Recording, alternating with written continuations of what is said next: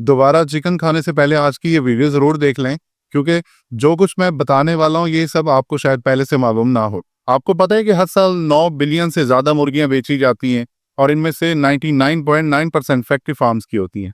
ऐसा क्यों होता है? क्योंकि ये सस्ती पड़ती हैं। कुछ दिन पहले मैं एक बड़े मार्ट में गया, वहाँ खाने की कुछ चीज़ें देख रहा था और वहाँ मुझे एक होल रोटेसरी चिकन सिर्फ 1500 रुपये का मिल रहा था। मैं सोचने लगा कि ये इतना सस्ता कैसे हो सकता है? मार्ट ने भी अपना प्रॉफिट रखा होगा, डिस्ट्रीब्यूशन वाले का भी हिस्सा होता है, तो फिर इन मुर्गियों को खिलाने और पिलाने का कितना खर्चा किया गया होगा। और यहाँ बात और भी ज़्यादा इंटरेस्टिंग हो जाती है। 1925 में, यानी तकरीबन आज से 100 साल पहले, एक मुर्गी को बड़ा होने में 125 दिन लगते थे। आज सिर्फ 47 दिन लगते हैं, यानी 1.5 महीने में एक मुर्गी पूरी तरह से रेडी टू ईट बन जाती है। अब सोचिए ये कैसे मुमकिन है। एक चीज़ होती है जिसे कहते हैं CAFOs, यानी कन्फाइंड एनिमल फीडिंग ऑपरेशंस। ये भी फैक्ट्री फार्मिंग का ही पार्ट है और इस टॉपिक पे मैं वीडियो के नीचे कुछ लिंक्स भी दे दूंगा। ये एक ऐसा सिस्टम है जहां जानवरों को छोटी और बंद जगहों में मैस प्रोडक्शन के लिए रखा जाता है, जैसा कि मुर्गियां, गाय वगैरह। ये बेसिकली फैक्ट्री फार्मिंग की ही एक्सटेंडेड वर्जन है। जब इन चिकन्स का टेस्ट किया गया, उनके परों का, चोंच और पंजों का, तो उनमें कुछ एंटीबायोटिक्स मिले, और वो भी ऐसे एंटीबायोटिक्स जो बैंड थे। और मैं सोच में पड़ गया कि ये कैसे अलाउड है। सिर्फ एंटीबायोटिक्स नहीं, इनमें आर्सेनिक भी पाया गया। अब आर्सेनिक पॉइजन होता है, इससे मुर्गी का गोश्त पिंकिश लगता है, यानी फ्रेश दिखाई देता है, और ये एंटीबायोटिक का काम भी करता है। सबसे ज्यादा आर्सेनिक मुर्गी के परों में पाया गया।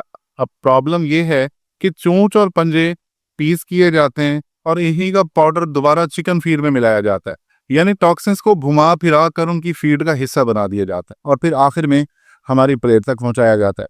इसके अलावा इनमें बेनेट्रिल, एसिटोमाइनोफेन और प्रोजैक की निशान भी मिले। ये वो मेडिसिन हैं जो मुर्गियों को उनकी एंजाइटी के लिए दी जाती हैं, क्योंकि बेचारियां एक छोटी सी जगह में बंद होती हैं, स्ट्रेस में होती हैं। उन्हें जगाए रखने के लिए और उनको फीड में कैफीन भी दी जाती है, ताकि ये ज्यादा से ज्यादा खाएं और जल्दी बड़ी हो जाएं। आजकल आपने देखा होगा कि कुछ चिकन पैक्स पे लिखा होता है वेजिटेरियन फेड, नेचुरल या मिनिमली प्रोसेस्ड। ये सब मार्केटिंग का एक ड्रामा है। ये सब वेस्ट से इंपोर्ट हुई हुई हैं। जो वेजिटेरियन फीड दी जाती है वो भी GMO ग्रेन्स होते हैं, जैसे कि जेनेटिकली मॉडिफाइड कॉर्न या फिर सोया। ये भी अननेचुरल है, क्योंकि मुर्गियां सिर्फ ग्रेन्स नहीं खाती, उनकी असली खाना होता है कीड़े मकोड़े, घास, फूल या मुख्तलिफ चीजें वगैरह। मुर्गियां एक्चुअली ओमनिवोर्स होती हैं, ये सब कुछ खा लेती हैं। दुनिया भर में जितनी एंटीबायोटिक्स दिखती है उनमें से टोटल 66% फार्म एनिमल्स को दी जाती है, यानी जो फार्मी अंडे और चिकन हम खाते हैं उन मुर्गियों को हैवी एंटीबायोटिक्स और ओवरडोज दिया जाता है ग्रोथ हार्मोन्स के तौर पे, और इसमें स्टीरॉइड्स भी शामिल होते हैं। 1940 से 1971 के दरमियान मिलियंस ऑफ फीमेल्स को एक दवाई दी है जिसका नाम था DES, डाईइथाइलस्टिल्बेस्टेरोल। ये एक पावरफुल एस्ट्रोजन था, लेकिन 1971 में इसे बैन कर दिया गया था। ऐसा क्यों किया गया था? क्योंकि ये ना सिर्फ इनफेक्टिव था बल्कि डेंजरस भी था, मिसकैरेजेस का सबब बन रहा था, और इसका असर 3 जनरेशन तक चल रहा था। लेकिन सबसे शॉकिंग बात यह है कि DES का सबसे ज्यादा इस्तेमाल इंसानों पे नहीं, लाइफ स्टॉक पे हुआ, और 1979 में इसे लाइफ स्टॉक के लिए भी बैन कर दिया गया। अगर आप 1979 से पहले पैदा हुए हैं तो हो सकता है कि आप भी इस एक्सपोजर का हिस्सा रहे हों। ये आपके एंडोक्राइन सिस्टम जैसे थायराइड, ओवरीज, टेस्टिकल और पैंक्रियाज को इफेक्ट करता है। और अब एक दिल खराब करने वाली बात सुन लीजिए। एक चीज होती है जिसे कहते हैं पोल्ट्री लिटर, यानी मुर्गियों का फुजला। जी हाँ, बिल्कुल सही सुना आपने, मुर्गियों का फुजला। ये पोल्ट्री लिटर कैटल फीड में मिलाया जाता है। गायें, भैंस वगैरह को यही चिकन के लिटअप खिलाई जाती है।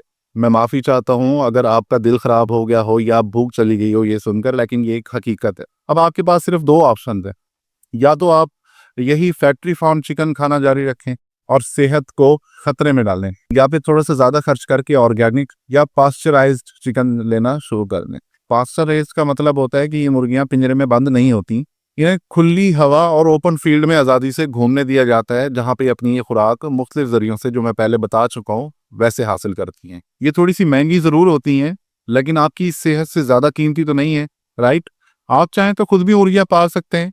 अब आप बताएं कि आपको ये वीडियो कैसी लगी, नीचे कमेंट में जरूर बताइएगा। हंसते रहिए, मुस्कुराते रहिए, ताकि आप रहें हमेशा हेल्दी। मिलते हैं अगली वीडियो में। अल्लाह हाफिज।